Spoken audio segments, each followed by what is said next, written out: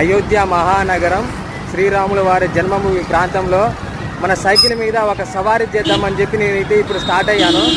ఇలా అయితే వెళ్తాను నా సైకిల్ మీద. చుట్టూ ఒక రౌండ్ వేసి వద్దాము. గుడి చుట్టూ ఒక 12 నుంచి 15 కిలోమీటర్లు చుట్టూ సర్కిల్ రోడ్ అయితే ఉంటుంది. నేను ఇప్పుడే స్టార్ట్ అయ్యా. సిటీ సెంటర్లో అయితే ఉన్నా.